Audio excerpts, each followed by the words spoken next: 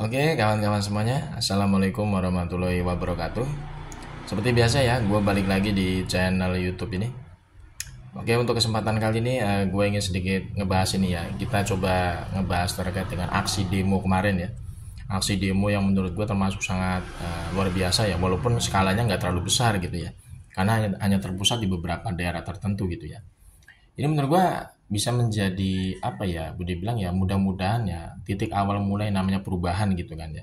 Karena banyak masyarakat yang sudah mungkin terbangun dari tidur panjangnya gitu kan. Selama 10 tahun terakhir waktu Mukidi jadi presiden pekok itu kan ya. Itu kan masyarakat itu seolah-olah tuh kayak apa di dunia bobokan gitu kan ya, tertidur gitu ya. Nah, sekarang ini masyarakat ini mudah-mudahan banyak yang bangun gitu kan ya. Istilahnya melihat kondisi negara ini sudah tidak baik-baik saja sebenarnya dalam berbagai aspek.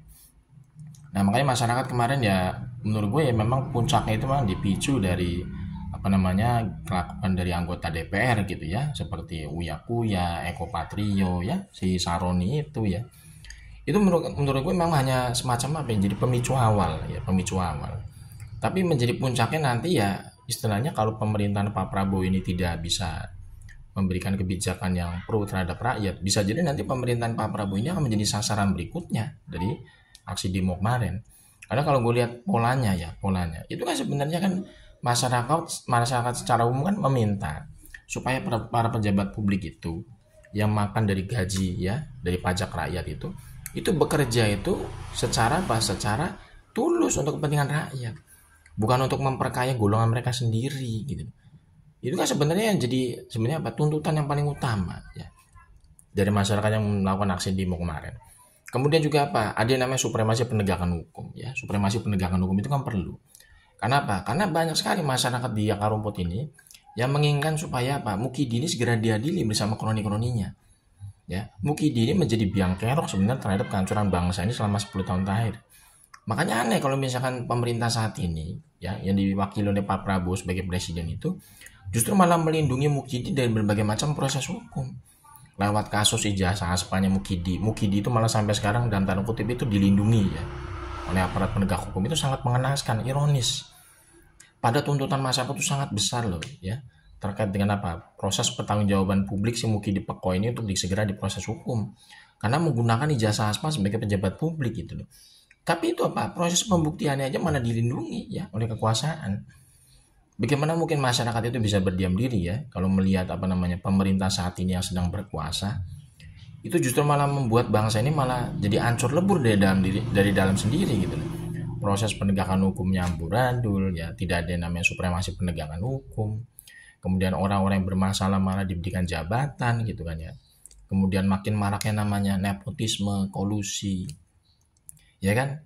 Ini kan sebenarnya gue ibaratnya menjadi gambaran ya pada masyarakat bahwa masyarakat tuh nggak mungkin bisa terima terus menerus kondisi seperti ini terus berjalan selama 5 tahun, ya kan? Makanya puncaknya kemarin ya si apa namanya rumahnya si Saroni, rumahnya Eko Patrio itu ya menjadi sasaran dari amarah dari masyarakat. Kenapa? Karena masyarakat itu kan punya kesabaran juga sebagai manusia biasa. Nggak mungkin lah beliau apa mereka itu ya sebagai rakyat gitu ya di akar rumput itu bisa berdiam diri terus ketika mendapatkan kebijakan atau perlakuan dari pejabat publik pemerintah itu yang tidak sesuai dengan kepentingan mereka ya kan, kayak anggota DPR dapat gaji katanya 3 juta per hari gitu kan itu lewat aturasi regulasi peraturan undang-undang yang apa yang baru gitu ya. Kemudian dari pemerintah sendiri ya naikin pajak ugal-ugalan lewat Menteri Keuangan Sri Mulyani itu sebenarnya kan ada dua pemicu utama di mana masyarakat itu udah nggak bisa mentolerir kondisi apa namanya yang saat ini terjadi gitu ya lewat DPR-nya maupun lewat pemerintah. Udah supremasi penegakan hukumnya amburadul ya kan, contohnya kasus ijazah Spanyol Mukidi aja sampai detik ini aja malah dilindungi gitu ya dari proses hukum. Orang-orang yang menyuarakan kebenaran membongkar kebobrokan ijazah Spanyol Mukidi malah mau dijadikan target untuk dijadikan tersangka. Ini sebenarnya udah kompleks sekali ya, kompleks sekali ini sebenarnya amarah dari publik gitu ya terhadap pemerintah saat ini yang tidak apa namanya tidak berpihak kepada kepentingan masyarakat lewat kebijakan aturan undang-undang yang dibuat oleh menteri-menterinya. Kemudian dari DPR sendiri yang menjadi Dewan Perwakilan Rakyat malah membuat undang-undang peraturan yang menguntungkan kelompok mereka sendiri di Senayan. Ya kan? Ini kan sebenarnya udah kompleks ya. Ibaratnya kekesalan dari masyarakat itu udah kompleks. terhadap apa kondisi hari ini. Makanya masyarakat itu nggak mungkin bisa diredam gitu loh. Hanya dengan menggunakan pasal-pasal, hanya digunakan menggunakan apa, hanya istilahnya ingin dihadap-hadapan dengan TNI atau apa namanya wercok gitu ya. Itu nggak mungkin bisa. Masyarakat itu udah ibaratnya udah kehilangan rasa takutnya, udah hilang tuh rasa takutnya itu. Karena masyarakat itu lebih apa namanya lebih baik ya, istilahnya berjuang ya, sampai istilahnya tidak bernyawa ya, ketimbang hidup itu mereka ditindas gitu loh. Apalagi yang menindas masyarakat ini adalah pemerintah dan dewan perwakilan rakyat sendiri gitu loh. Ini makanya menjadi apa namanya sebenarnya menjadi cerminan, harusnya menjadi cerminan dari pemerintah ya, menjadi cerminan bagi penguasa hari ini. Itu harusnya apa? Berkoreksi diri, koreksi diri, bercermin gitu loh.